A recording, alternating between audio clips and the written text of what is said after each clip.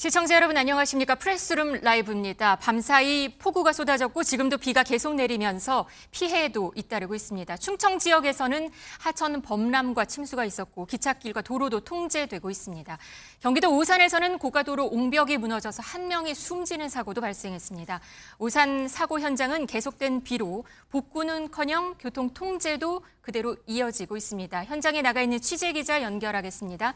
윤기란 기자, 지금도 계속 비가 내리는 것 같은데 현재 상황은 어떻습니까?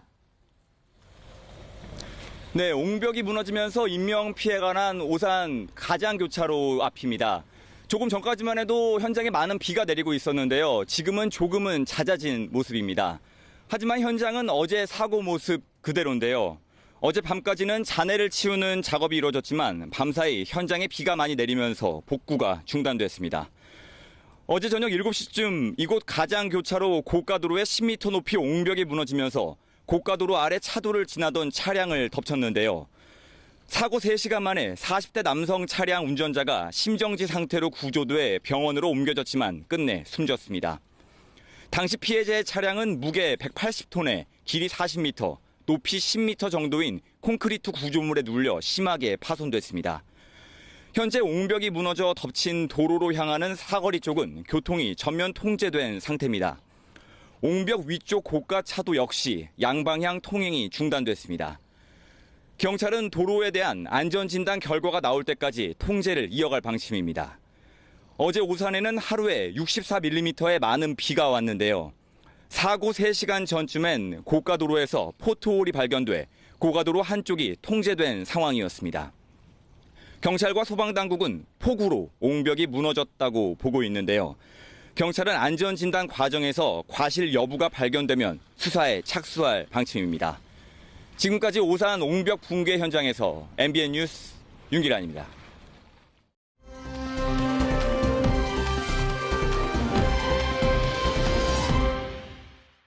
네, 어젯밤부터 충청 지방을 중심으로 폭우가 쏟아지고 있습니다. 이로 인한 피해도 잇따르고 있는데요. 백승주 열린사이버대 소방방재학과 교수와 함께 얘기 나누겠습니다. 안녕하세요. 네, 나와 있습니다. 네, 밤사이에 충남 서해안 일대가 시간당 100mm 넘는 폭우가 쏟아졌다고 합니다. 그리고 하천이 범람했고 지역 주민들에게는 대피령까지 떨어졌다고 하는데 지금 그 주변 상황은 어떤 겁니까? 네, 해당 서산 지역은 지금 계측 이래로 시간당 강수는 최고치를 경신을 했고요. 네. 100년 이상이죠. 그리고 누적 강수량은 지금 419mm 이상 집계가 되는데 네. 이게 계측 장비가 고장날 정도로 그래서 아주 그냥 더 이상 측정이 될 것이고요. 그러다 보니까 또 이게 아무래도 도심지가 아니고 넓은 교외 지역이다 보니까 거기다 피해가 좀 광범위하고 네. 산발적인 그런 특징이 있습니다. 그러니까 충청 지역의 그러니까 서산 지역 같은 경우는 정말 100년에 한 번 올까 한 그런 빈도로 지금 비가 온 상황이라고 들었습니다. 네, 그렇습니다. 하천이 있기 때문에 말씀하신 대로 그 주변 지역이 하천이 범람하면 지금 위험한 상황이 될 수 있다는 거죠?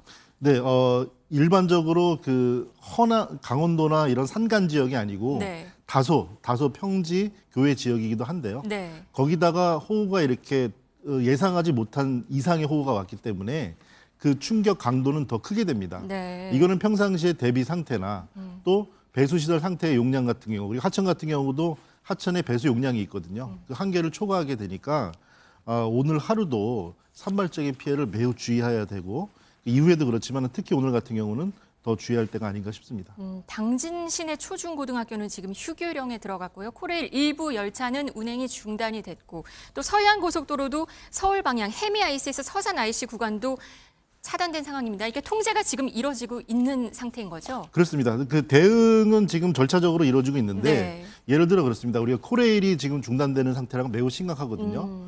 비행기 결함과 같은 겁니다. 네. 그러니까 우리가 일반 철도가 있고 코레일이 있으면 이 두 개는 안전체제가 완전히 달라요. 그래서 코레일 같은 경우는 허용할 수 있는 범위의 재난 강도 정도는 대응이 되기 때문에 일반 철도는 중단이 되더라도 코레일은 저속으로 운행하는 사례가 많았습니다. 네. 그러니까 지금 현재는 매우 강도가 허용할 수 있는 범위를 초과한 상태이기 때문에 코레일도 중단됐죠. 고속철은 아니고 일반선이 지금 중단된 걸로 전해지고 있기는 합니다. 코레일이 네, 갖고 네, 있는. 네. 네. 알겠습니다. 오늘도 지금 비가 많이 내린다고 해서 걱정인 상황인데요. 이게 지금 오늘 낙뢰기가 나오고 있어요. 지금 수도권이나 충남 지역 같은 경우는 집중호우로 지상으로 번개가 막 치고 있거든요. 네. 여기에 대해서 지금 좀 조심을 해야 된다. 네, 지금 벌써부터도 낙뢰 피해가 전해지고 있는데요. 네. 이 낙뢰는 말 그대로 이제 전기가 평형을 이루기 위해서 우리가 머리카락을 비비면 정전기라는 게 생기잖아요. 네. 정전기, 전기가 가둬지는 게 정전기인데요. 이게 일정 수준 이상이 되면은 평형을 이루기 위해서 스파크가 튀게 됩니다. 지구에서도 마찬가지로 대기가 지금 불안정한 상태에서 비구름과 물 분자 수증기 구름에서 비벼지는 상태, 정전기 전하가 생기기 축적되다가 이게 어느 순간이 되면 무한 영전의 대지로 벼락이 치게 되는 거죠. 네. 이 재난의 특징은 우리가 이제 빛과 소리에서 빛은 초속 30만 킬로미터를 가니까 순간이고 네. 소리는 초속 330m 정도입니다. 그러니까 벼락이 치는 순간에 빛을 보고 나서 그 천둥이 소리가 들리기까지 시간이 걸리죠. 그러니까 네. 대피 요령은 우리가 30을 기억하시면 30초 정도의 차이가 생긴다. 그러니까 번쩍하고 빛이 나고 천둥 소리가 들리고. 나면 그 거리가 약 15km 정도 떨어진 네. 겁니다. 매우 인근하고 위험한 상태입니다. 그래서 대피를 해야 되고요. 닥치는 상황에서는 이 노출된 곳으로 먼저 스파크가 벼락이 떨어지게 돼 있거든요. 네. 그렇기 때문에 이 번개를 피하기 위해서는 노출된 면을 피하셔야 되고요. 어떻게 해야 되나요? 네. 예를 들어 높은 곳이나 낚싯대나 긴 물건들, 또 평지에서 나무 밑에서 나무가 한 그루 서 있는데 그쪽에서 비를 피한다고 들어가 있다거나 이렇게 되면은 그게 오히려 낙뢰 피해를 얻게 됩니다. 조심해야겠군요. 네, 예를 들어서 네. 건축물에서도요. 설계를 할 때 회전구체라고 하는데요. 커다란 30m, 50m 정도의 원을 가상으로 건물 주변에 굴려서 그 모서리는 필해 설계를 안 합니다.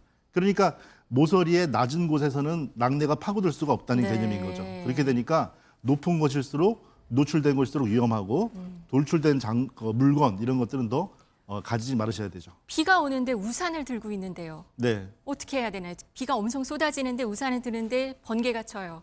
그렇습니다. 그러니까 네. 우산 같은 경우도 조심해야 되는 거 이 대가 아니에요? 금속재잖아요. 그렇죠. 네. 금속재죠. 그러니까 평지의 넓은 공간에서 우산을 가지고 있게 되면 좌우에 5m 이상 정도의 폭만 가지게 돼도 낙뢰가 내려오면서 우산 꼭지를 먼저 내려올 수가 있는 네. 거잖아요. 그렇게 되니까 낙뢰와 이렇게 호우를 동반하는 이런 순간에는 외출을 자제하시는 게 원칙입니다. 네. 알겠습니다. 그리고 산사태 얘기가 있습니다. 지금 충청권 지역, 대전, 세종, 충남, 충북 지역은 산사태 위기가 경계에서 심각 수준으로 올라간 상황이고요. 지금 청양에서는 산사태로 주민이 매몰됐다가 그래 다행히 구조는 됐다는 소식까지 지금 들리고는 있습니다. 이 심각 경보라는 거는 어느 정도의 수준인 건가요? 네, 위기 재난에 대해서는 여러 가지 재난 모든 것들을 체계적으로 나눈 것이 4단계로 나눕니다. 네. 그래서 관심, 주의, 경계, 심각 순으로 더 위험해지는 건데요. 네. 지금 심각 단계는 맨 마지막 심각 단계고요. 심각 단계는 그냥 단순히 위험한 것 같다 이래서 발령하는 게 아니고 심각 단계는 지금 산사태잖아요. 네. 대규모 산사태가 발생했거나 발생할 확률이 매우 높은 것으로 예상이 될 때 발령하도록 돼 있습니다. 네. 그러니까 지금 현재 붕괴 사고도 도로 붕괴 사고도 네. 있고요. 그리고 산사태도 지역적으로 일어나고 있잖아요. 네. 지금 들리는 소식에서 매우 위험한 상황은 뭐냐면 구조가 됐다든지 또 인명 피해가 적다든지 아니면은 뭐 국소적이라든지 하지만 이게 매우 산발적이라는 게 위험한 겁니다. 아. 어디 한 군데서에 집중된 재난이면 네. 국가나 지자체가 대응이 쉽겠지만은 집중될 수 있겠지만은 지금은 넓은 지역에 산발된 점이 위험한 부분이 되겠습니다. 산사태는 미리 대비를 하면은 그래도 막을 수 있다는 하지만 그게 좀 말처럼 쉽지는 않잖아요. 그리고 산사태의 징후를 알 수 있는 그런 게 있나요?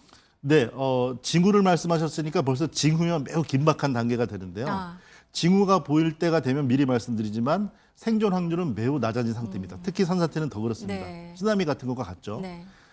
이제 붕괴가 시작되는 산사태 같은 경우는 그 이전에 지표 밑에 집안에서의 침수나 기타 이유 때문에 붕괴가 시작되기 때문에 물길이 달라집니다.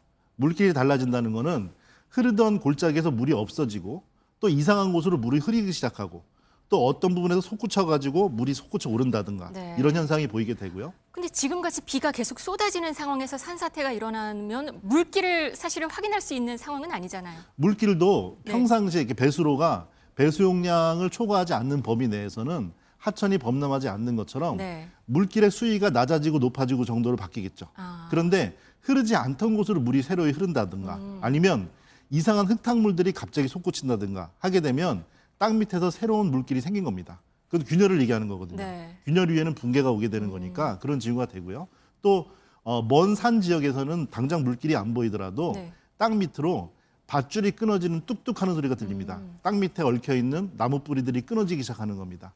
다시 말씀드리지만 이런 상황이 되면은 벌써 매우 생존환율은 낮아진 상태가 되고요. 어떻게 일단 피해야 되는 건가요? 흘러내리는 그 방향상으로 수직 방향으로 피하시는 게 당연히 더 빠르게 되는데요. 네. 다시 말씀드리지만 이전에 사전 대피가 우선이라는 말씀을 드리고요. 이 말씀을 드리고 싶습니다.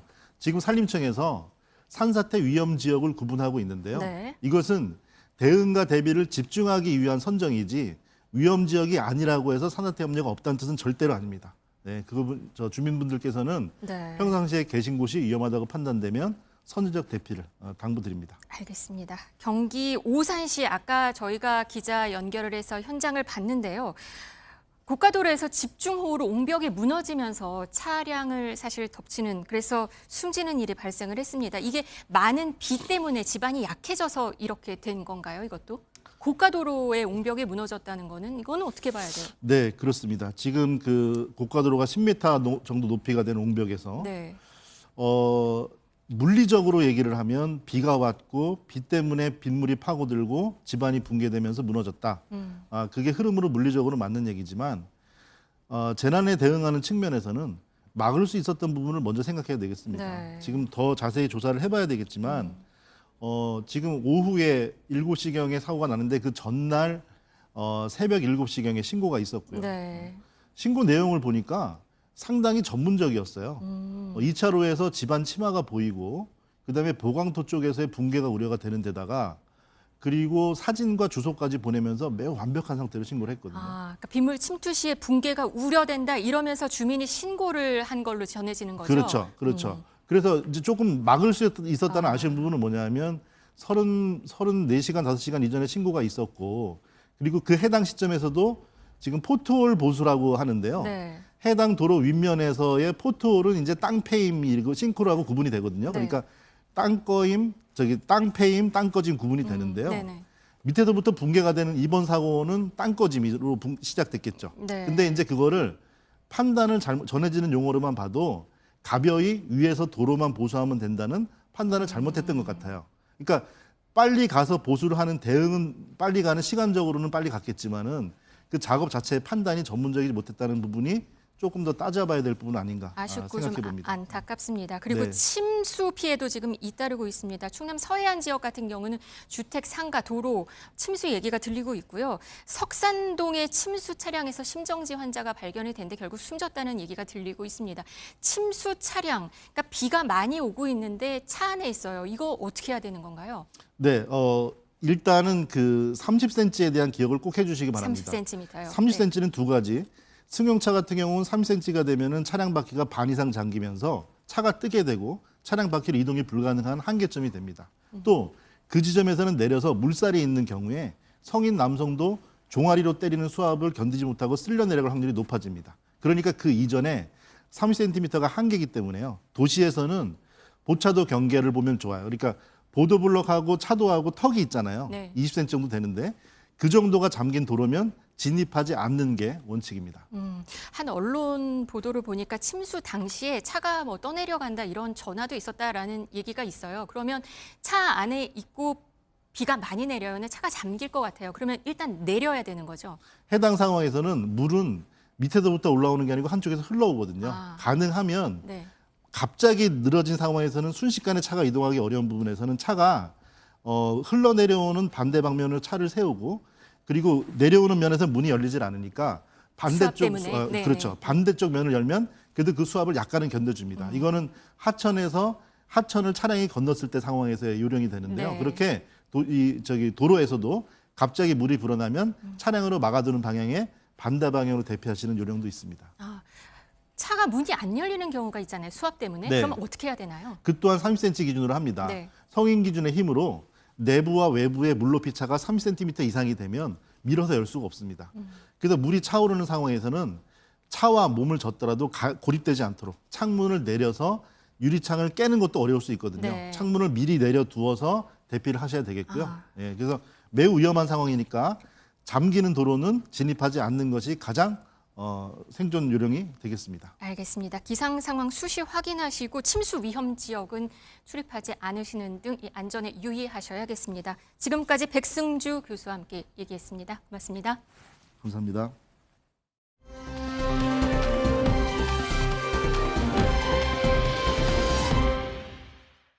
네, 이어서 5분 만에 알아보는 오늘의 경제 흐름 뉴스 라이브입니다. 먼저 뉴욕의 밤으로 출발합니다.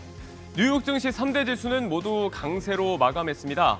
다우지수 전날보다 231포인트 올라서 44,254에 장을 마쳤고요. S&P 500은 19포인트 오른 6,263, 나스닥은 또 한 번 최고치를 갈아치웠습니다. 52포인트 상승으로 2730의 종가를 기록했는데요. 간밤 증시 상황은 사실 롤러코스터였습니다. 제롬 파월 연준 의장의 해임 가능성에 대한 보도가 나왔었죠. 장이 급격히 출렁였다가 트럼프 대통령이 이를 부인하면서 다시 강세로 전환했습니다. 전반적으로는 6월 도매 물가가 예상치를 밑돈 부분, 관세발 인플레이션 우려가 어느 정도 해소되면서 매수 심리가 강했던 뉴욕이었습니다. 그러면 서울의 아침으로 연결해 볼까요? 뉴욕 증시 반등에 강세 출발했던 코스피, 이후부터는 방향성 탐색에 나서고 있습니다. 약세로 전환을 했는데요. 한때 3,150선으로까지 밀려났던 코스피, 10시 40분 기준 3,174입니다. 최근 30만 원대까지 치솟던 SK 하이닉스의 하락세가 좀 눈에 띄고요. 코스닥도 814 상승 출발한 뒤에 출렁이고 있습니다. 상승 하락을 거듭하다 최신 기준 812. 추이를 좀 더 지켜봐야 되겠습니다.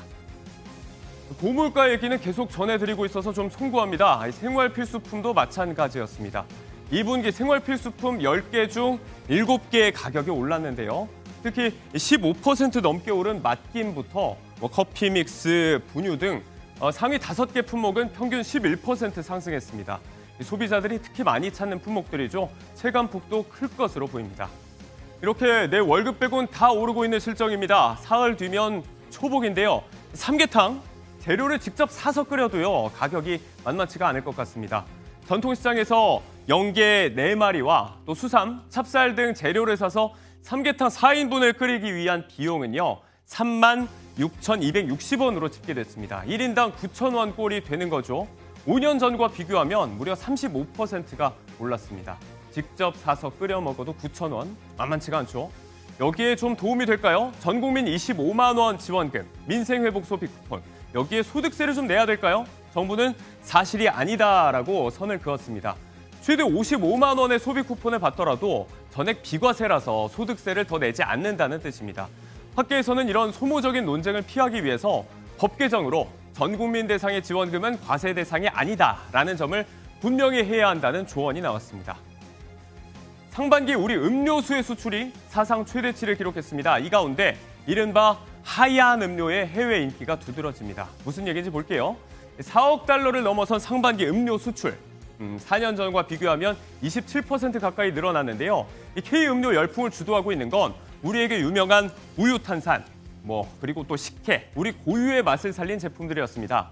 밀키땡, 다 아시죠? 미국과 러시아, 대만 등에서 연간 1,000만 캔 이상이 팔린다고 합니다. 네, 5분 만에 알아보는 경제 흐름, 오늘의 뉴스라이브였습니다.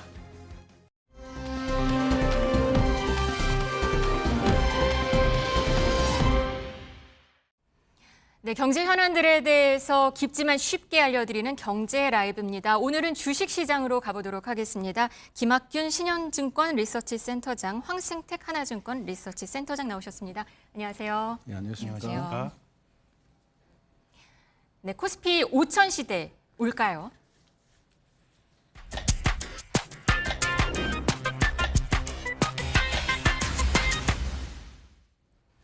네, 코스피 5천 올 초만 하더라도 이 말이 상상이 아닐까 했는데 각종 증권사들이 장밋빛 전망들을 내놓으면서 이게 현실이 되지 않을까라는 기대감도 갖고 있는 상황입니다. 이재명 대통령 후보 시절부터 얘기해온 코스피 5천 시대 열리는 것 아닌가라는 전망도 나오거든요. 단도직입적으로 여쭤볼게요. 얼마까지 갈 거로 보세요?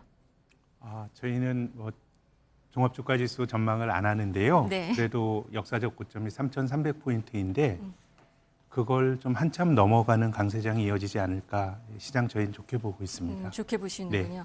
하나증권 센터장님이시잖아요. 가장 높게 지금 얘기를 한 것 같습니다. 4천.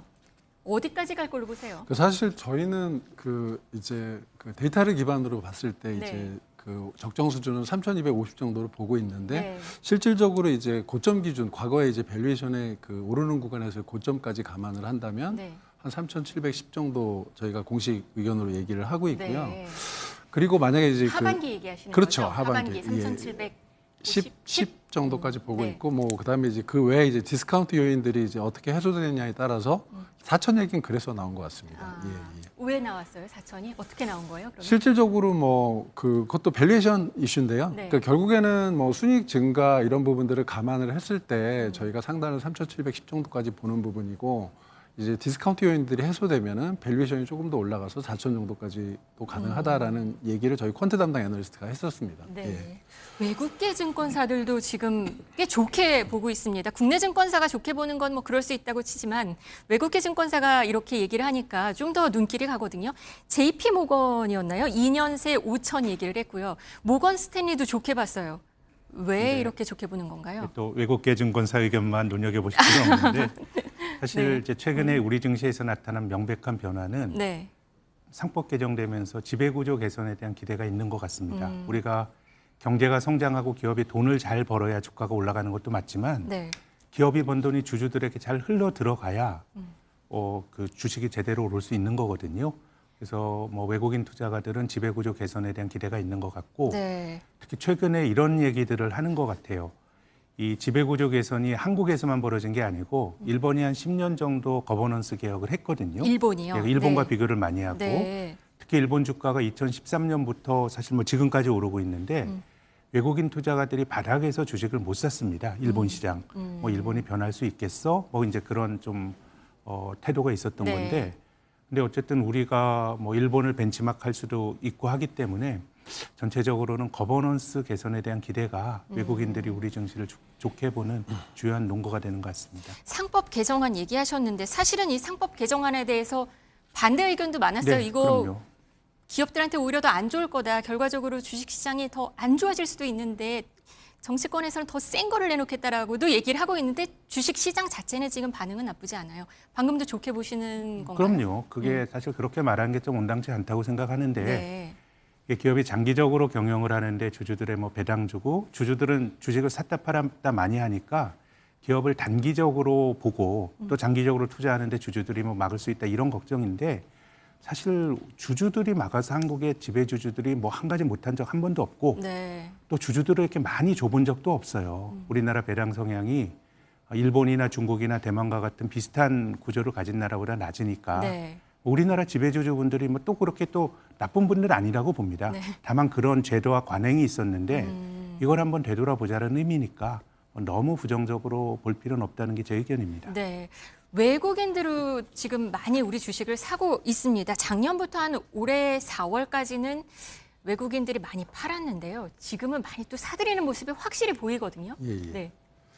실질적으로 과거에 작년 이제 8월부터 네. 한 9개월 동안 외국인들이 이제 한 38조 원 정도 매도를 38조. 예. 순매도를 했습니다. 네. 근데 이제 거기 여러 가지 요인들이 있는데 일단 달러가 강세였고요. 네. 상대적으로. 그다음에 경기에 대한 우려가 또 있었고 우리나라 이제 경기에 대한 우려가 좀 상대적으로 좀 더 컸던 것도 네, 사실이고요. 그다음에 잘 아시는 것처럼 또 정치 리스크가 있었지 않습니까? 그랬죠. 변동성이 컸기 때문에 실질적으로 이제 그런 부분들이 외국인 순매도에 영향을 미쳤다라고 보고 있는데 네. 최근에는 이제 그런 것들이 어느 정도 다 해소가 됐다고 보는 거죠. 정치 리스크도 어느 정도 해소가 됐고 네. 환율도 지금 달러 인덱스 기준으로 보면은 연초 대비해서 한 11% 정도 오전에 확인해 보니까 한 98 정도 되는데 네. 연초에 한 110 정도 됐었으니까 네. 11% 정도 달러 인덱스도 하락을 했고 그래서 환율 측면에서도 외국인 유입을 유도를 했다라고 보고 있고요. 네. 거기에 이제 새로운 정부에서 아까 말씀하셨지만 이제 자본시장 강화를 위한 여러 가지 상법 개정이라든지 배당이라든지 자사주라든지 네. 관련된 여러 가지 정책들에 대한 얘기들이 나오면서 이런 부분들에 대한 기대감이 좀 반영되지 않았나 이렇게 보고 있습니다. 지금 보니까 5월과 6월 올랐거든요. 많이들 샀어요. 6월 돼서 더 많이 샀고 7월에도 계속 사고 있는 형태인데 보통 외국인이 사면은 주식 시장이 오르고 팔면 떨어지고 이런 패턴이 있었던 건가요? 그게 맞는 건가요? 예, 실제로 과거 데이터를 살펴보면은 항상 그랬어요? 코로나 팬데믹 이후에 네. 이제 외국인들이 이제 그 국내 순매수 규모를 줄였을 때 네. 동학개미가 그때 한때 유명했었잖아요. 네네. 그래서 그때를 제외하면은 아. 거의 외국인 순매수와 코스피 그래프 사이 상관관계는 굉장히 유사하다라고 보시면 될 것 같아서 네. 외국인 순매수가 사실은 국내 주가 지수의 바로미터 역할을 했다, 과거 해왔다라고 해도 무방하지 않을까라고 보고 있습니다. 동학개미들을 위한 두 번째 질문입니다. 올 하반기 코스피 최대 변수는 뭘까요, 그러면? 근데 기본적으로 이제 지금 많이 나왔던 부분들이 자사주 관련된 소가, 뭐 배당, 그다음에 상법 개정 이런 것들이 이제 실제로 그 임플리멘테이션 돼서 실제로 이제 돼서 액션을 하느냐, 이게 이제 관건이 될 것 같고요. 근본적으로는 이제 주시장에서 가장 근본적으로 보는 이제 기업들의 실적이 어떻게 될 것이냐 네. 이런 부분들이 변수가 될 걸로 보고 있습니다. 네. 센터장님은 어떻게 보세요? 하반기 변수, 가장 큰 변수. 제가 뭐 여러 개가 다 주가에 영향을 네. 주겠지만 저는 하나를 꼽으라면 환율을 꼽고 싶습니다. 지금 지금이 우리나라 어느 정도죠? 원달러 환율의 네. 고점이 4월 9일 날 한 1,500원 가까이 갔었고 네. 그때 코스피의 연간 저점도 그때 형성이 됐어요. 근데 이후에 원달러 환율이 떨어지면서 외국인이 주식을 샀는데 네. 지금 원달러 환율이 떨어지는 건 원화 강세라고 볼 수도 있지만 달러 약세라고 볼 수도 있는데 예. 제 생각엔 달러 약세 쪽에 좀 가까운 것 같습니다. 네. 한국 경제나 기업에 대한 여러 기대가 있지만 아직 뭔가 확실히 좋아진다 이렇게 볼 수 있는 단서는 아직 명확치는 않은데 네네. 지금 뭐 미국이 재정 적자에 대한 우려 그리고 또 자기들의 무역 수지 적자를 줄이기 위해서 좀 달러 약세가 필요하다 그런 의견들이 네. 반영이 되면서 달러가 좀 약해지는 거거든요. 그래서 역사적으로 보면 달러가 약해질 때 빗달러 자산 예컨대 한국 주식 이런 쪽에 외국인들이 주식을 굉장히 많이 샀거든요. 네. 그래서 저는 뭐 최근에 외국인들이 또 주식을 팔면서 한국 주식이 조금 주춤한데 이것도 환율이 바닥에서 한 30원 정도 올라가면서 이런 모습이 나타나고 있거든요. 그럼 환율 전망을 여쭤볼 수밖에 없는데요. 어떻게 보세요? 저는 더 많이 원달러 환율 떨어질 거라고 봅니다. 예, 이제 미국의 재정 적자에 대한 우려가 감세를 해줬는데 트럼프 정부가 재정 지출을 줄이고 싶은 생각이 없습니다. 역사적으로 재정 적자가 늘어날 때 달러가 몇 년 약했고요. 또 백악관의 경제자문위원회 위원장인 스티브 미란 같은 사람은 관세 부과도 부과지만 달러 약세가 나타나야 미국의 무역 수지 적자가 해결된다는 주장을 하고 있어서 상당히 좀 더 많이 진행될 그럼 거라고 우리나라 봅니다. 주식 시장에는 더 들어올 거라고 저는 그렇게 보시는 봅니다. 거요? 네. 같이 그렇게 보시나요? 예, 그리고 환율 관련해서 사실은 과거보다 조금 국내 같은 경우는 한국 그 주식시장 같은 경우는 환경이 더 좋았던 게 좋은 게 일단 과거에 저희가 위안화하고 또 커플링이 돼 있잖아요. 네. 위안화하고도 상관관계가 큰데 과거에 이제 미중 무역 분쟁 때는 평가 절하를 인위적으로 했었는데 이번에 중국에서는 내수 비용을 위해서 이렇게 평가 절하 같은 일은 안 할 거다.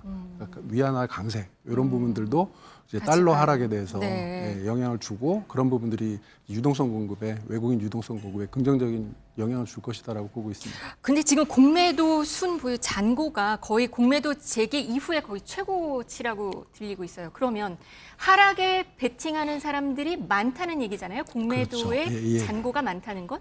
그러면 우리 주식 시장이 지금은 오르고 있지만 떨어질 거라고 보는 관측도 높다는 얘기 아닌가요? 일단 저희 그 한국 시장에서 공매도의 시가총액 비중으로 보면 한 0.25에서 0.35% 정도 되는데 지금 이제 상단에 와 있습니다. 0.35 네. 정도. 그만큼 이제 단기적으로 그 지수가 가파르게 상승하는 부분에 대한 부담이 컸다라고 보고 있는 부분이고요.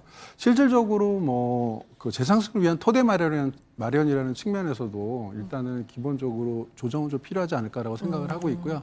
과거에 조정이 있긴 있을 것이다. 과거에 보면은 뭐 시장 상황이 좋을 때는 한 5% 정도, 좋지 않을 때는 뭐 10% 이상 정도 그 조정이 있었는데 이런 부분들은 어느 정도 그 추가 상승을 위해서라도 일단 조정은 좀 있어야 되지 않을까라고 보고 있고 이번에 이제 실적 시즌이 돌아오면서 네. 뭐 사실은 좀 맞물리면서 조정 가능성도 좀 있다라고 저희는 보고 있습니다.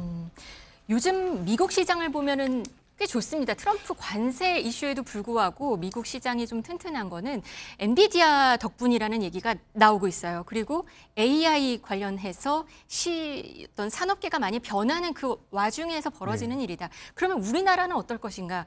SK 하이닉스 움직임을 봤더니 거의 비슷하게 갔어요. 네. 코스피랑. 근데 삼성전자는 사실 마지막 퍼즐 같기도 해요. 별로 안 움직였거든요. 네. 근데 어제 이 엔비디아 젠슨 왕 CEO가 중국에 가서 재밌는 말을 했습니다. 일단 옷부터 중국 옷을 입고 나왔어요. 가죽 재킷도 벗었어요. 지금 화면에 나오고 있는데 중국 전통 의상을 입은 것이 좀 눈길을 끌 정도로 젠슨 황에 대한 관심이 높은데 여기에서 SK하이닉스와 삼성전자의 미래가 매우 유망하다 이런 얘기를 했습니다. 그러면 어떻게 봐야 되는 건가요? 뭐 저는 맞는 말이라고 보고요. 네. 다만 이제 SK 하이닉스는 이미 앞으로도 유망하고 주가도 많이 올랐고 네. 삼성전자가 문제인데 네. 사실 엔비디아 젠슨 황 입장에선 삼성이 더 잘하기를 바랄 겁니다. 아, 왜요? 지금 SK 하이닉스에 대한 의존도가 너무 높아요. 그래서 한 업체에게 너무 의존도가 높다는 건 그들 입장에서 부담이니까 제 생각에 엔비디아 입장에서 좋은 거는 그냥 하이닉스가 한 40% 정도 하고 삼성이 한 40% 정도 하고 마이크론이 한 20% 정도 하면 굉장히 좋은 구조인데 이제 이런 어떤 환경에서 삼성이 좀 보여줘야 될 그런 모습이 남아 있는 것 같습니다. 잘 어떻게 될까요? 그러면 삼성전자는 뭐 잘 모르겠습니다. 다만 여러 가지 어떻게 보면 희망 고문 비슷하게 시간이 흘러왔는데 네. 뭐 저력이 있는 회사니까 좀 잘 됐으면 좋겠습니다. 오늘 삼성전자 이재용 회장의 대법원 선고가 예정이 돼 있습니다. 어떻게 나올까요? 그리고 그건 주식시장에는 어떤 영향이 있을까요? 시장에서는 뭐라고 얘기를 하나요? 일단은 뭐 이제 유리하게 이제 판결이 났을 때는 뭐 리스크 해소다라는 네. 측면에서 당연히 이제 긍정적으로 받아들일 텐데 네. 실질적으로 그 부분에 대해서 뭐 저희가 이제 뭐 판단을 들어봐야 되는 부분이기 네. 때문에 뭐 판단 이후의 방향성은 뭐 실질적으로 안 좋게 나왔을 판단이 안 좋게 나왔을 경우에는 당연히 이제 부정적으로 영향을 미칠 것이고 네. 좋게 나왔을 경우에는 뭐 상대적으로 또 움직일까요? 아니면 미리 반영을 한다 그러잖아요. 주가는 반영이 된 걸까요? 아니면 또 움직일까요? 뭐 실질적으로 이런 부분들은 판단의 근거에 대해서 뭐 시장이 미리 이제 뭐 어떤 데이터를 갖고 있는 게 아니기 때문에 뭐 실제로 판단이 나올 경우 그게 이제 주가 이후에 주가에 영향을 좀 주지 않을까 생각을 하고 있습니다. 센터장님은 어떻게 보세요? 삼성전자 오늘 그 대법원 선고 이후에 뭐 변화가 있을까요? 아니면 미리 주가에 반영이 된 걸까요? 뭐 그냥 특별한 변화가 없을 거라는 게 일반적 기대니까 네. 금융시장도 그런 기대를 이미 형성했다고 봅니다. 알겠습니다. 이번엔 동학개미들을 위한 세 번째 질문입니다. 하반기 눈여겨볼 만한 업종군, 종목군 어떤 게 있을까요?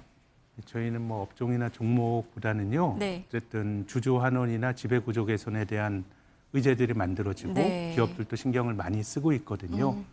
좀 거버넌스가 개선될 수 있는 종목들, 특히 좀 배당이 늘어나고 네. 이런 유형의 종목들은 제 생각에 업종 불문하고 앞으로 좀 기회가 많지 않을까 그런 기대를 갖고 있습니다. 지배 구조가 개선될 여지가 있는 적극적으로 밸류업 공시 같은 것도 네. 적극적으로 하고 네. 예컨대 뭐 이런 기업들에게 기회가 있지 않을까 생각합니다. 이미 좀 그런 기업들은 좀 반영이 되지 않았나요?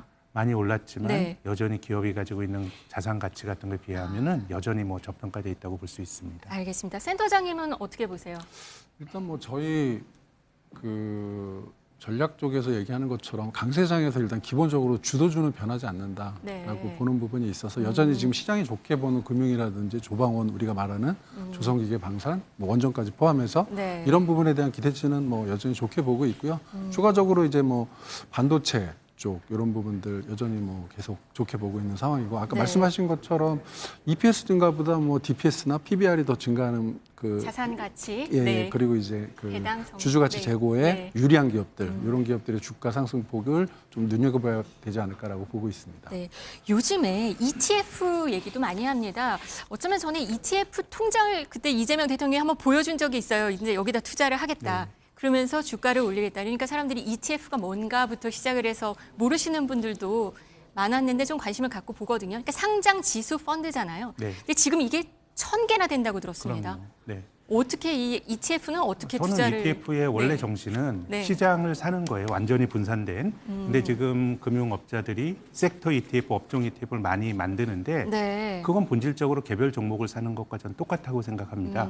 그래서 잘 모르는 사람이 그냥 주식이 좋은 거라고 했을 때 분산 투자하는 거는 미국 S&P 500을 추종하는 ETF 혹은 한국의 코스피를 사는 ETF 같은 거를 적립식으로 하시면 전 굉장히 좋을 것 같고 네. 나머지 선택은 개별 종목 사는 것 정도의 어떤 시간을 투자해서 공부를 하셔야 되는 거라고 저는 봅니다. 지금 화면에 나오고 있는데 ETF 3개월 수익률이 꽤 높습니다. 센터장님, 그 언제 이렇게 좋았네요? ETF 성장률이. 네. 뭐 지수가 워낙 좋았기 때문에 뭐 당연히 이제 지수 추정하는 ETF들의 성적도 되게 좋았고요. 네. 뭐 전반적으로 뭐 거의 대부분의 섹터가 주가 흐름이 좋았기 때문에 사실은 뭐 지수를 추정을 하든 그 업종을 추종을 하던 대부분 이제 수익률이 좀 좋게 나올 수밖에 없는 시장이었다라고 보고 있습니다. 네, 만약에 ETF 중에 어디에 좀 관심을 가져볼 만하다 그러면 어떤 것을 좀 추천을 하시겠어요? 뭐 여전히 이제 지수 추종하는 ETF에 대해서 저희가 이제 그 하반기 주시장을 좋게 보고 있기 때문에 지수를 추종하는 ETF에 대해서는 뭐 당연히 여전히 긍정적으로 말씀을 드리고 있는 상황이고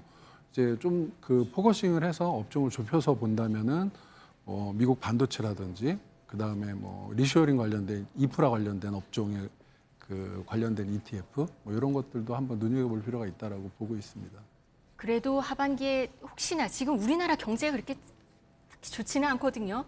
경기 둔화, 내수, 수출 지금 관세 이슈가 아직 해결되지 않은 상황인데 또 이걸 너무 믿고 투자를 하기엔 좀 부담스럽고 불안하다 하고 계시는 분들도 많을 것 같아요. 뭐 일단은 그 관세 영향이 과연 이제 얼마나 될 것인가 사실은 가장 큰 변수가 될 것 같아요. 네. 그래서 관세에 따라서 이제 국내 기업들의 그 손익에 영향을 주는 부분이 있기 때문에 네. 실질적으로 이제 관세가 어떻게 부과되느냐가 사실은 하반기 주시장에도 영향을 좀 많이 미칠 것이다라고 보고 있는데 네. 뭐 일단은 뭐 지켜봐야죠 그 부분은. 알겠습니다. 오늘 주식시장에 관련해서 리서치 센터장 두 분 모시고 얘기 나눠봤습니다. 고맙습니다. 네, 감사합니다.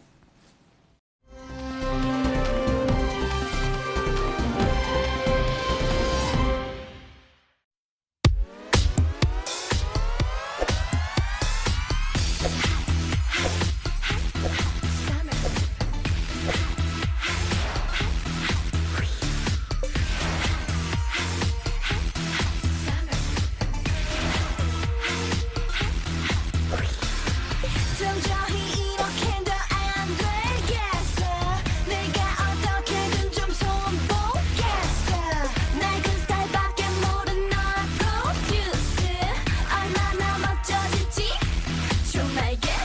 교실에서 사무실 책상에서 청소하는 방에서 어서 너와 나서 뜨거운 방송 쏟아져 따끔해 눈부셔 살짝 찌푸리는 선글라스 얼음을 깨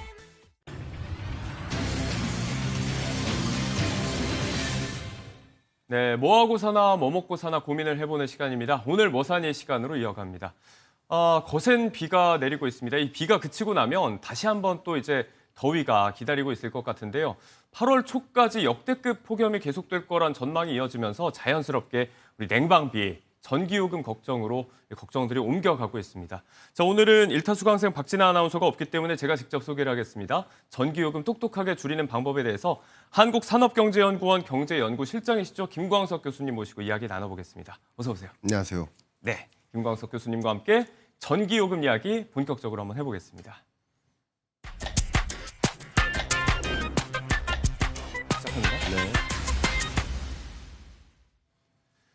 뭐 일찌감치 지난달 말부터 이어진 무더위가 117년 만에 폭염이다 이렇게 언론에서 이야기를 많이 하고 있는데 자연스럽게 냉방비 걱정이 좀 올라옵니다. 이게 네. 에어컨 요금은 워낙 비싼데 이렇게 더우니까 안 틀 수도 없고 네. 교수님께서는 집에서 좀 어떻게 지내고 계세요? 네, 많은 분들이 생각하다시피 저도 마찬가지로 이 폭염 때문에 숨이 턱턱 막히는데 전기요금 걱정에 또 숨이 턱턱 예. 막히죠. 그만큼 여러분들도 전기요금 걱정 때문에 에어컨을 틀어야 될까 말아야 될까 걱정들을 많이 하실 겁니다. 네. 저도 그런 걱정하고 있습니다.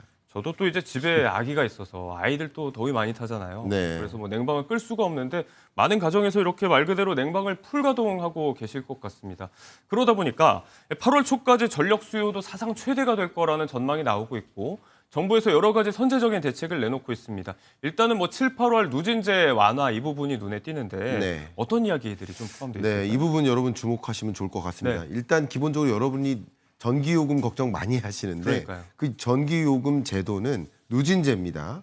예를 들어서 한 가정에서 100kW, 200kW까지 쓰신다. 네. 그럼 0에서 200kW 여기 자료 보이시죠? 예. 해당 구간에 여러분이 내셔야 될 전기요금이 93.3원입니다. 근데 200kW까지를 1구간으로 했었다가 네. 300kW까지 확대 조정합니다. 그 이 구간 같은 경우도 200에서 400kW까지가 종전 구간이었는데 이 구간부터는 또 금액이 올라가는 거죠. 그렇죠. 이 부분부터 구간이 올라가니까 300부터 450kW까지 구간을 상향 조정합니다. 이게 무슨 얘기냐면 예. 1구간에 예를 들어서 여러분이 통상 300kW를 썼다. 그럼 2구간에 들어가잖아요. 요금을 더 내야 되는 상황이 근데 300kW를 써도 이제 1구간 안에 들어갈 수 있는 거죠. 그러니까 1구간에 있을 때 여러분이 내셔야 될 예. 전기요금이 킬로와트당 93.3원이고 2구간으로 들어갈 때 네. 187.7원입니다. 그러니까 2배가 넘어져요. 네. 그러니까 300kW를 초과하면 넘어가는데 이 구간을 상향 조정하니까 많은 분들이 300에서 400 사이이시거든요. 네네네. 그러니까 전기요금 부담이 상당히 경감될 수 있겠구나 생각해 볼 수 있겠습니다. 실질적으로 이제 이 구간이 지금 완화 적용된 구간 안에 많이들 머물러 계시기 때문에 그렇죠. 적용을 많이 받을 것 같다. 구체적으로 이걸 이제 평균 전력 사용량 이런 식으로 따져 본다면 네. 체감을 하기에 그렇다면 지금 한 달에 전기요금이 어느 정도 인하가 되는 걸까요? 자, 예를 들어 보겠습니다. 네. 4인 가구 기준이라고 가정을 먼저 해보고요. 예. 그럼 이 4인 가구일 때 통상 한 400kW 정도 쓴다고 볼 수 있겠습니다. 네. 그러면 기존에는 1에서 200kW까지는 93.3원을 적용하고 그 가격이었고. 그리고 201W부터 406kW까지는 이 구간의 네. 사용료 187원을 적용받는 거죠. 근데 이게 바뀐 거예요. 300kW까지는 이제 93.3원을 적용하는 네. 것이고 그리고 300kW가 넘는 부분 이제 106kW 정도는 이제 이 구간에 대한 사용료 187원 정도를 적용합니다. 네. 그래서 결과적으로 계산을 해보면 이 해당 가구가 92,500원 정도를 요금을 부담하다가 네. 이제 74,000원 격으로 떨어집니다. 그러니까 약 한 18,000원 격 떨어지는 거죠. 그러면 네. 10% 이상 경감되는 거니까 그러네요. 상당히 도움되는 것이라고 볼 수 있겠습니다. 퍼센트로 얘기하니까 조금 더 이제 크게 와닿는 것 같고 뭐 여기에 또 전기요금 바우처 일괄 지급 이런 내용도 포함이 돼 있습니다. 이제 사회적 재난으로 이제 더위가 여겨지고 있다 보니까 아무래도 취약계층에게는 피해가 좀 여러 여건상 더할 수밖에 없고 이런 부분들에 대한 일괄적인 지원도 있습니다. 자, 이런 여러 가지 이야기가 좀 효과를 좀 거둘 수 있을지 일단 네. 뭐 여름철마다 우리가 심야괴담 이런 거 이야기 많이 하는데 이런 얘기보다 전기요금 고지서가 더 무섭다. 네. 웃지 못할 얘기도 나오고 있는 실정이고요. 이 전기요금 걱정에 장사 없단 말이 딱 맞는 것 같습니다. 연예인들도 예외가 아닌 것 같은데 가수 백지영 씨 같은 경우가 작년에 8월 초에 한 달 요금이 아니에요. 이제 실시간으로 한 일주일치를 확인을 했더니 이미 70만 원이 넘게 나왔다. 네. 그래서 뭐 돌고 있는 에어컨 다 끄라고 뭐 놀라는 영상도 화제가 됐었는데 이거 왜 이렇게 많이 나오는 거예요? 집이 좀 넓어서 그런 걸까요, 일단? 네, 해당 내용 여러분들도 많이 궁금하실 텐데 자료 보고 있으십니다. 보시는 것처럼 80평 집이에요. 예. 그러니까 에어컨을 풀 가동한다면 아까 말씀드렸던 누진제를 적용했을 때 네. 1구간이나 2구간이 아니라 예. 3구간으로 갈 수가 있겠죠. 그렇기 때문에 전기요금이 상당히 많이 올랐고 뭐 작년에도 85만 원인데 올해도 71만 원이라고 굉장히 유명한 SNS에 개정된 네. 이야기라고 볼 수 있겠습니다. 결국 누진제를 적용하다 보니까 여러분들이 특정 사용 구간을 넘어서는 순간 네. 엄청난 요금 폭탄을 맞이할 수 있는 거죠. 그래서 네네네. 여러분들이 요금 사용량을 추적하시는 것도 좀 도움이 되겠습니다. 내가 지금 우리 한 달 요금을 얼만큼 사용하고 있지, 얼만큼의 전력량을 사용하고 있지라는 것을 확인하면서 예. 해당 구간으로 넘어가지 않는 수준으로 그죠? 그렇게 전력량을 사용하는 것이 도움되지 않을까 의견 드리고 싶어요. 네, 지금 백지영 씨 이야기도 보면은 실시간으로 지금 한 주치 사용량을 확인할 수 있었던 네. 거니까 이거 실시간으로 지금 확인할 수 있는 방법이 있나요? 네, 방법이 있습니다. 네. 일단 여러분들이 그냥 한국전력공사 홈페이지에 가셔도 예. 충분히 확인하실 수 있고요. 물론 여러분이 만약에 아파트에 거주하신다. 그럼 관리사무소를 통해서 네. 확인할 수 있겠습니다. 이렇게 전력량을 실시간으로 체크하면서 아까 말씀드렸었던 그 누진제의 전기요금 체제에 네. 있기 때문에 그 구간을 넘어서지 않는 방식. 그러니까 1, 2 정도 괜히 넘어가면 네. 굉장히 요금 폭탄이 기다리는 거잖아요. 네네네. 그 구간을 넘어가지 않는 방식을 선택하는 것을 좀 추천드리고 싶습니다. 실시간 모니터링이 가능하다는 점 생각보다 그 방법이 간단하니까 수시로 좀 체크해서 선제적으로 대응을 하시는 게 좋겠습니다. 네. 백지영 씨 이야기를 했으니까 네. 이게 연예인이라고 뭐 집이 뭐 넓어서 그런 것만도 아니고 네. 일반인 가운데서도 누리꾼들 중에서도 이런 경우가 좀 많다는 얘기가 심심찮게 들리고 있습니다. 한 사례를 보면 이제 90만 원이 넘는 전기요금이 나오면서 관리비 폭탄을 맞았다. 이분은 이제 내역서를 인터넷에 공개를 했어요. 네. 이걸 좀 따져보면 어떻게 이렇게 많이 나왔는지 저희가 분석을 좀 해볼 수 있을까요? 네, 여러분 관리비 이 영수증이라든가 이런 것들 많이 받아보시지 않습니까? 예. 관리비 고지서를 보시면 여기서 명세서상에 115만 원이라는 뭐 충격적인 관리비 고지서를 받은 네. 겁니다. 근데 여기서 따져 보니까 세대 전기료가 대략 92만 원 정도 되는 겁니다. 결국은 전력량을 과다 사용하면서 전기 요금이 대부분이었던 예, 건데. 그렇죠. 전기 요금이 대부분이었고 그러면 전기 요금을 줄이면 관리비를 줄일 수 있다는 결론을 도착할 수 있겠고. 그 차원이에요? 그러니까 세대 전기료이 92만 원 가량 되니까 역시 그렇게 된 배경은 아까 계속 논의했던 것처럼 예. 전기 요금은 누진제니까 해당 전력 사용량 구간을 넘어서는 순간 전기 요금 폭탄을 맞이할 수 있다라는 것이죠. 네. 그런 것이 반영된 관리비 명세서라고 볼 수 있겠습니다. 그리고 이제 또 일부 분석에 따르면 정속형 에어 컨디셔너, 그러니까 에어컨을 시스템 에어컨을 썼기 때문이다라고 하는데 이게 또 이제 뭐 신형으로 바꾸자고 하니까 돈이 많이 들어서 네. 아무튼 뭐 이제 손익 계산을 해봐야 되잖아요. 에어컨을 그렇습니다. 교체하는 비용과 네. 전기 요금을 더 내는 비용들을 좀 따져봐야 될 텐데 어떤 뭐 장단점이 있을까요? 네, 여러분들께 어떻게 그럼 전력량을 감소시킬까에 대한 고민을 이제 하실 테니까, 예. 그러니까 에어컨의 종류에 따라 다르다 이런 말씀을 먼저 드릴게요. 네. 일단 에어컨에는 크게 지금 자료 보시는 것처럼 정속형과 인버터형으로 구분을 할 수 있겠습니다. 근데 인버터형이 이름이 좀 세련된 것처럼 네. 여러분 생각하시기에 신형. 이게 최신형이구나 이렇게 생각하시고요. 좀 오래된 에어컨이다 그러면 정속형일 가능성이 높아요. 저 말씀 끊어서 죄송하지만 만약에 이제 집에 있는 걸 좀 확인을 해보고 싶다. 네. 그러면 뭐 출시 연도 이런 거 말고 확인할 수 있는 방법이 예. 있어요? 뒤에 에어컨의 여러 사용 내역 같은 것을 확인할 수 있는데 네. 그 뒤에 다 표시가 돼 있습니다. 어. 정속형인지 인버터형인지. 모델명 같은 라벨들을 그렇습니다. 확인하면 됩니까? 그렇습니다. 알겠습니다. 그리고 보통 이제 시기로 구분한다면 2011년 이전에 네. 출시된 에어컨을 아직도 사용하고 계시다. 2011년. 그러면 이제 정속형일 가능성이 높고요. 대략적인 시기를 좀 따져보고 뒤에 라벨도 확인을 좀 해봐야 된다. 네. 그러면 인버터형의 경우, 그리고 정속형의 경우 이게 작동하는 방식이 다르니까 네, 뭐가 다른 역시 거지? 에어컨을 사용하는 방법도 달라져야 됩니다. 네. 말씀을 들어보면 이 에어컨을 사용하는데 전력량이 많이 소비되는 이유가 바로 예. 뒤에 있는 실외기입니다. 실외기는 네. 다 있잖아요. 둘 다. 실외기는 다 있죠. 그럼 실외기가 작동하느냐 꺼지느냐 예. 그러니까 자주 실외기를 켜고 꺼고 하는 과정에서 엄청난 전력이 사용된다는 것이죠. 그러니까 인버터형의 경우 말씀을 드리면 네. 여러분이 선호하시는 온도를 설정해요. 그럼 적정 온도까지 놔두시면 됩니다. 자꾸 에어컨을 껐다가 켰다가 하면 그러면 실외기가 꺼졌다 켜졌다 하니까 그만큼 더 그때 전력이- 대량의 전력이 소모됩니다. 네. 심지어는 제가 이렇게 의견 드리겠습니다. 여러분이 한 90분 정도 외출하신다. 90분, 예, 1시간 대략 반. 2시간이 안 되는 범위 네. 내에서 잠깐 어디 마트에서 뭔가 뭘 사온다. 그럴 때는 차라리 에어컨을 켜두고 나가시는 게 유리하기도 합니다. 예. 그러니까 물론 에어컨 온도를 뭐 예를 들어서 25도로 맞추셨다면 예. 27도 정도로 상향해놓고 네. 나가시는 게 실외기를 꺼지지 않게 놔두는 거니까 어. 실외기를 계속 가동하는 거니까 네. 오히려 전력 요금을 아낄 수 있고요. 이 경우는 이제 최신형인 인버터형의 경우. 그렇습니다. 이제 정속형의 경우에는 당연히 장기 외출 시에는 에어컨을 꺼두시는 게 좋겠고요. 네. 자주 켜고 꺼지지 않는 방식으로 설정하는 게 좋겠고 네. 무리하게 껐다 켰다 하시기보다는 적정 온도를 맞춰서 그 적정 온도 동안에는 실외기가 계속 작동할 수 있게 네. 놔두는 것이 훨씬 전력 요금을 줄이는 데 도움이 되겠습니다. 정속형과 인버터형 에어컨 모델에 따라서 또 사용 방법이 좀 다르고 네. 뭐 장시간 외출할 때 어떻게 해야 되는지 거기에 대한 설명도 좀 충분히 들으셨을 것 같습니다. 이 밖에 또 좀 에어컨을 좀 우리가 슬기롭게 활용할 수 있는 방법들. 네. 냉방비 걱정이 되니까 아예 안 켜놓고 버티는 고령층 분들이 많이 계신데 네. 뭐 켤 때는 또 어떤 식으로 켜야 되는지 네. 뭐 처음에 강풍으로 틀어놓는 게 좋다 뭐 이런 얘기도 있더라고요. 그 말씀 드리고 싶었습니다. 아, 네. 일단 약풍으로 틀어놓을까 아니면 온도를 많이 강하지 않게 틀어놓을까 네. 자꾸 이런 고민하시는데 계속 전력 요금은 어디에 집중할 수 있겠다?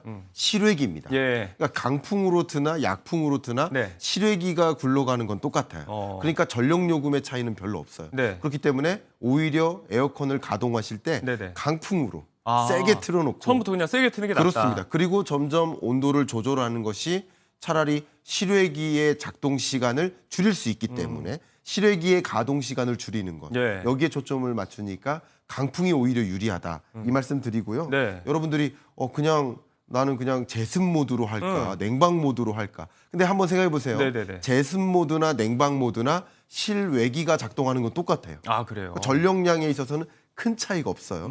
또 무리하게 제습 모드만 한다면 예. 그 습기를 제거하는데 굉장히 많은 전력이 소모되거든요. 예. 오히려 제습 모드보다 냉방 모드가 유리할 수 있겠다. 아. 예, 이렇게 의견 드리겠습니다. 세간의 인식은 뭐 제습 모드가 바람도 좀 약하고 하니까 전력도 좀 적게 잡아먹지 않을까.